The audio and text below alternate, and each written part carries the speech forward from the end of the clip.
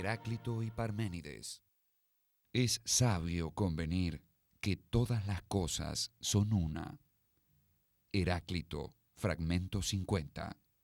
Heráclito es un filósofo presocrático que vivió a mediados del siglo VI. Se calcula aproximadamente que nació en el año 540 a.C.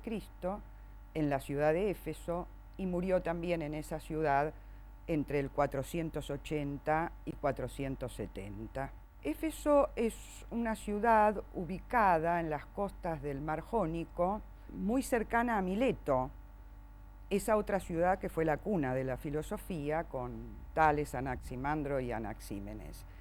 En el siglo VI, esa zona, esa región que recibía el nombre de Jonia, fue muy próspera desde el punto de vista económico y cultural. Se desarrolló con la mayor intensidad la industria de la vid y del olivo, y además estas ciudades, que eran colonias griegas,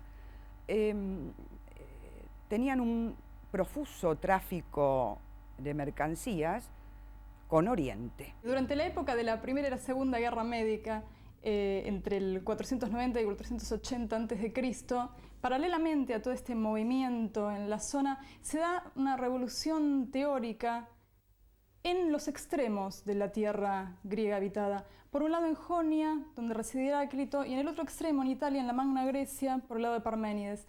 La historiografía oficial, la tradicional, suele establecer que en realidad se trataba de dos pensadores de ideas absolutamente opuestas. Heráclito sosteniendo una especie de flujo constante, de movimiento permanente, Parménides en las antípodas planteando la inmovilidad absoluta del ser. Y esta es en realidad una primera aproximación que habría que revisar un poco, porque sobre todo si hace uno hincapié en cuáles son las preguntas, cuáles son los problemas a los que están tratando de responder, el esquema general varía bastante y uno ve que tienen más puntos de contacto de lo que esta historiografía tradicional manuelesca propone. De los testimonios que nos llegan de Heráclito, tal vez el más extenso es acerca de su vida y su pensamiento, es el de Diógenes Laercio, un doxógrafo del siglo III después de Cristo, el cual en una obra ya famosa titulada Vida de los filósofos más ilustres, nos cuenta que Heráclito fue un filósofo presocrático muy peculiar y destaca algunos rasgos de nuestro filósofo.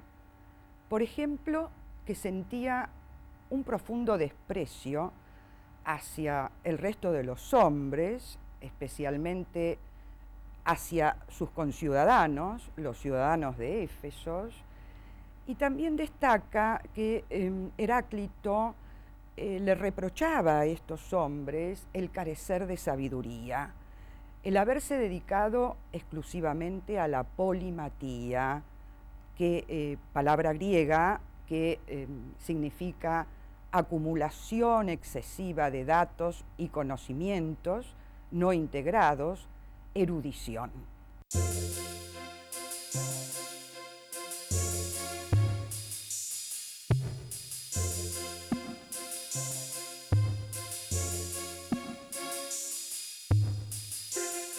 Según los testimonios de la antigüedad, Heráclito escribió un libro que depositó en el templo de Artemisa y que se perdió unos pocos años después de su muerte al incendiarse el templo. Solo quedan menos de 130 fragmentos de esa obra, algunos muy cortos, y testimonios de diferentes autores que comentaron sus ideas. También han transmitido anécdotas numerosas, aunque poco fidedignas. El anecdotario sobre Heráclito es frondosísimo, tan frondoso como poco confiable. La mayoría de las anécdotas que nos transmite la tradición son fruto de los biógrafos helenísticos, que estaban muchísimo más preocupados por el escándalo y por la sorpresa que por transmitir veracidad histórica. A Heráclito se lo asocia con la imagen del río, que representa el fluir o devenir de todas las cosas. Platón, en su diálogo Cratilo, dijo que según Heráclito todas las cosas pasan y nada queda inmóvil, y que no puede entrarse 2 veces en el mismo río porque las aguas son otras. Algunos fragmentos, los llamados fragmentos del río, pueden hacernos pensar que Heráclito sostuvo el perpetuo fluir. Alrededor de 3 fragmentos nos hablan del río. Heráclito dice, nos introducimos y no nos introducimos en el mismo río. No es posible introducirse 2 veces en el mismo río. En los mismos ríos siempre fluyen aguas distintas y distintas. Lo que habría que marcar, en primer lugar, si es que Heráclito quiso indicar el fluir absoluto y la no permanencia de nada, que es muy extraño que haya usado un pronombre de identidad para identificar al río. Heráclito lo que nos está diciendo es que el río sigue siendo el mismo. Heráclito evidentemente partió de esta idea de cambio permanente. Ahora bien, lo que en todo caso hay que señalar es que este es un punto de partida y de ninguna manera un punto de llegada, no es la conclusión de la filosofía de Heráclito. Heráclito lo que nos está diciendo es que el río sigue siendo el mismo. Precisamente porque aguas distintas fluyen y refluyen con medida, permanece la identidad del río. Con lo cual, podríamos decir entonces que no hay una oposición tan tajante entre Heráclito y Parménides, habiendo sido Heráclito considerado el filósofo del devenir y Parménides el filósofo del ser. Es cierto que Heráclito nos habla de un devenir, pero de un devenir en orden. Y en ambos filósofos, tanto en Parménides como Heráclito, la idea central es el logos.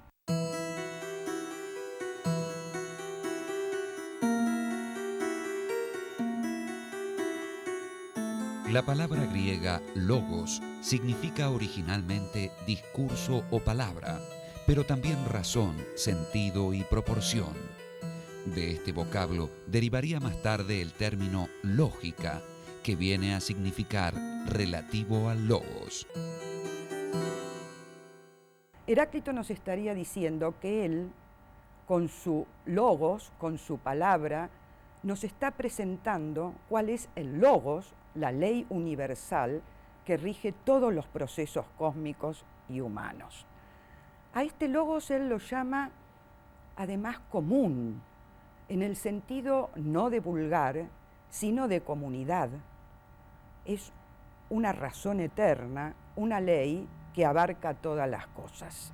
Heráclito lo utiliza especialmente en este sentido de legalidad, de proporción que tienen las cosas, y sirve a su vez para mentar el discurso que el hombre que sabe, el que capta lo sabio, puede hacer sobre lo real.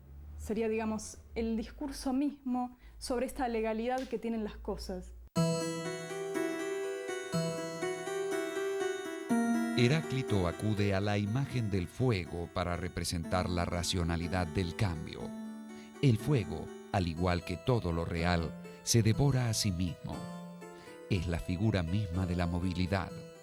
Pero si el universo es como un fuego, se trata de un fuego autocontrolado, mesurado, proporcionado. Esto es lo que señala uno de los fragmentos más importantes que han llegado hasta nosotros. Dice algo así: este cosmos, el mismo para todos, no lo hizo ninguno de los hombres ni ninguno de los dioses, sino que fue, es y será un fuego siempre vivo que se prende con medida y se apaga con medida. Tendríamos que unir este fragmento a lo que hemos dicho del logos. El logos, dijimos, es la ley del orden, la armonía que rige en la realidad. En este caso, el fuego viene a representar la materialidad o el logos en su materialidad, es decir, el fuego es la representación material del logos.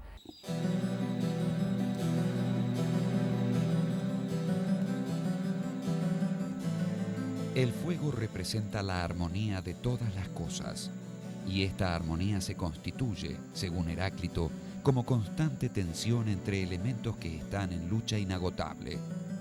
Tensión que hace posible que el arco dispare la flecha o que la lira produzca una nota. Así, otro nombre para el logos es lucha, tensión o guerra.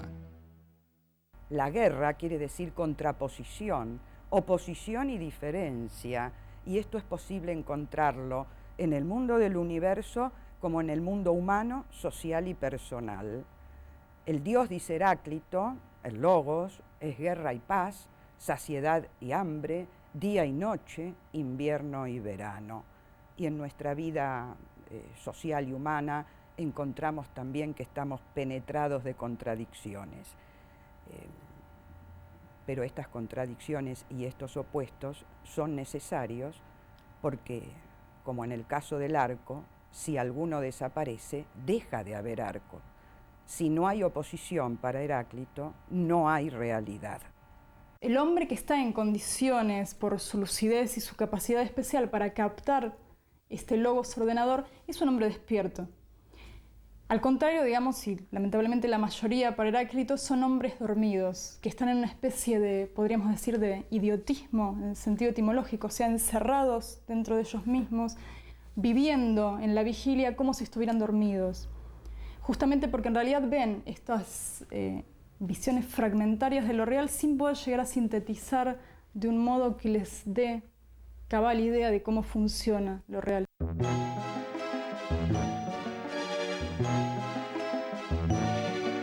Los despiertos son los hombres que, como el propio Heráclito, se esfuerzan por hacer coincidir su propio logos con el logos cósmico. Los despiertos buscan la sabiduría, que en realidad nunca podrán poseer plenamente, puesto que solo los dioses son verdaderamente sabios. Para Heráclito, la filosofía es tarea de esos pocos despiertos. También Parménides sostendrá que la mayoría de los hombres vive entre meras opiniones y de espaldas a la verdad. Pues pensar y ser son lo mismo. Parménides, fragmento 3. Parménides es un filósofo también presocrático, como Heráclito, de la ciudad de Elea, una ciudad que está ubicada en el sur de Italia, en las costas del mar Tirreno. Se supone que Parménides ha nacido alrededor del 515 a.C., aunque no hay certeza respecto de la fecha de su nacimiento.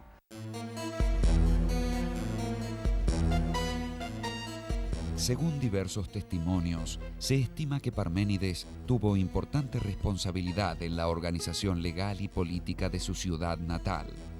No se conoce mucho más de la vida de Parménides, salvo que en su juventud fue discípulo de un filósofo pitagórico, Aminias, y que fue influido por Genófanes de Colofón. A Elea fue a parar Genófanes de Colofón, un personaje importante para la época, muy conocido en general por la actitud muy crítica respecto a la tradición. Es, por ejemplo, el más antiguo exponente de las críticas al antropomorfismo. Este tema de que evidentemente algo tiene que andar mal si en realidad cada comunidad proyecta a los dioses tan parecidos a ellos mismos.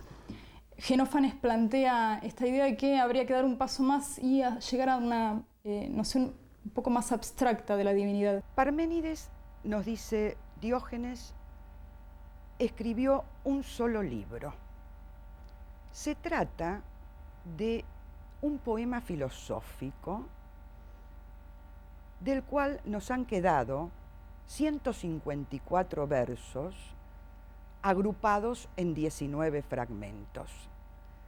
Este poema se conservó gracias a la labor de Simplicio, un comentador de Aristóteles que vivió en el siglo VI, quien consideraba que debía copiarse los textos de la antigüedad a fin de conservarlos para la posteridad. Es un largo poema filosófico escrito en versos hexámetros dactílicos, versos que son propios de la poesía épica, versos en los que escribió Homero y también Hesíodo.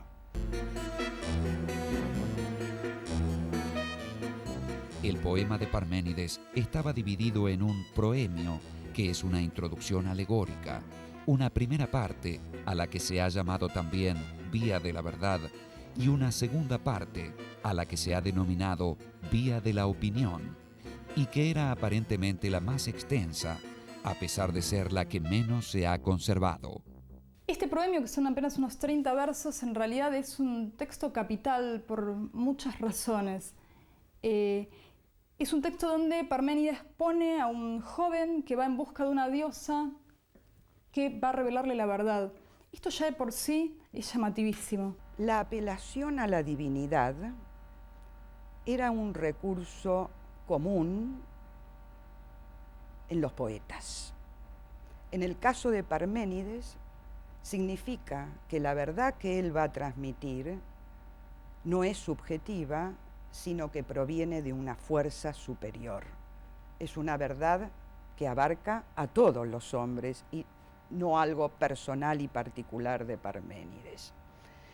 Efectivamente, el resto del poema no es más que la palabra de la diosa.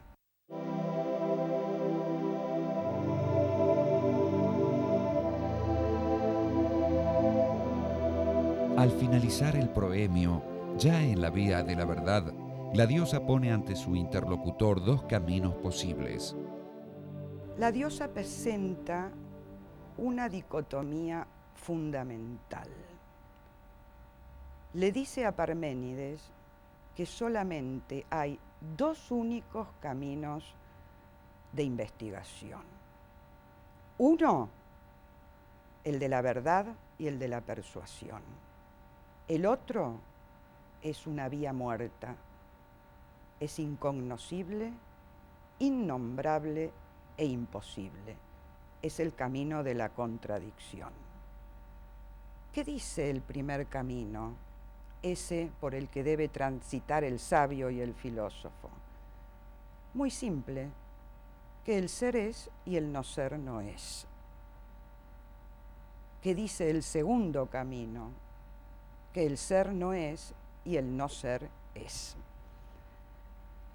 Vale decir, el primer camino afirma la identidad. En el segundo camino se dice que el ser no es y el no ser es, con lo cual se entra en una contradicción. La diosa lo impulsa a Parménides a dejar este segundo camino y seguir la vía de la verdad, porque este segundo camino es impensable. La nada es imposible de pensar. Lo que no es, no puede ser conocido, dice, es inescrutable, no lo vas a poder mostrar. Este es el problema que tiene esta vía que hay que descartar.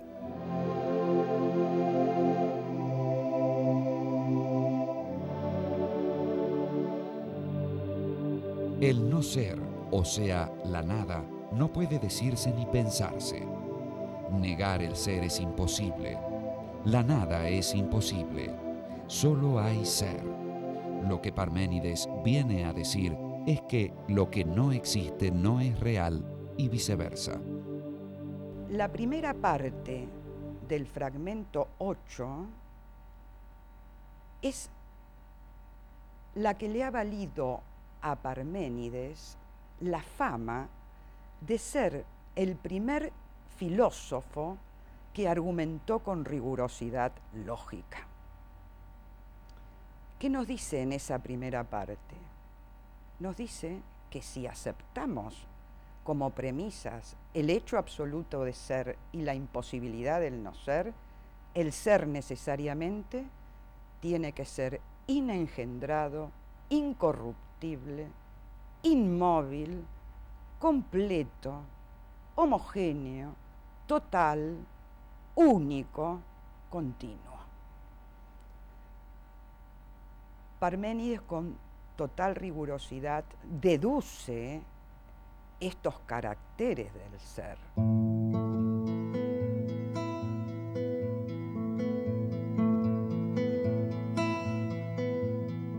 La deducción de los rasgos o signos del ser constituyen la primera expresión de argumentación rigurosa de la filosofía occidental.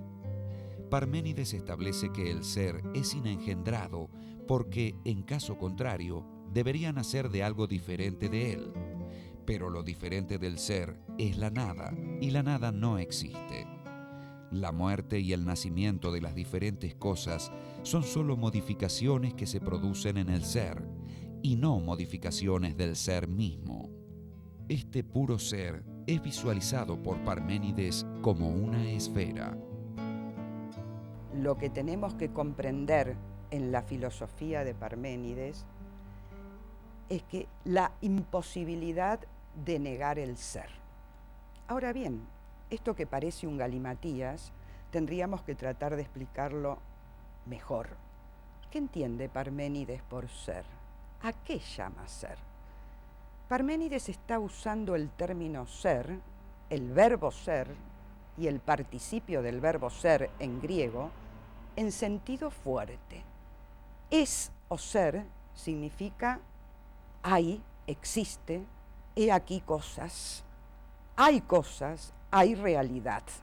Ser, realidad, son términos equivalentes. Lo que Parménides quiere decir es que es imposible negar la realidad, porque la nada no existe.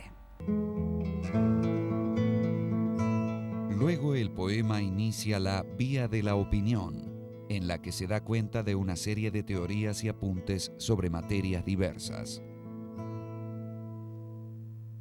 Parménides coloca una tercera parte que es la que conservamos en peor estado. Realmente está en un estado lamentable de conservación. Son muy pocos fragmentos.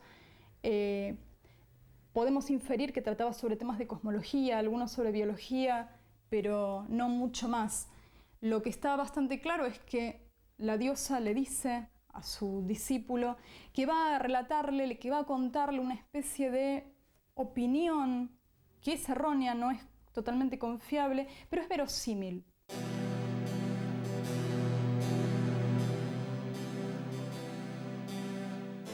La última parte del poema no se atiene al pensar del ser. Puede observarse que, de esta forma, la relación entre el pensar y la realidad sensible queda envuelta en oscuridad. Y esta oscuridad es precisamente lo que acerca la figura de Heráclito a la de Parménides. Es cierto que hay diferencias, sobre todo en los procedimientos y en qué relación plantea cada uno que existe entre el principio ordenador y esto cambiante y caótico que nos circunda. En el caso de Heráclito parecen estar mucho más juntos, tener una relación mucho más cercana, que en el caso de Parménides, donde la decisión es mucho más fuerte.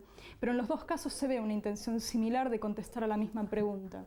Esto hace que en la tradición posterior los dos filósofos sean absolutamente imprescindibles.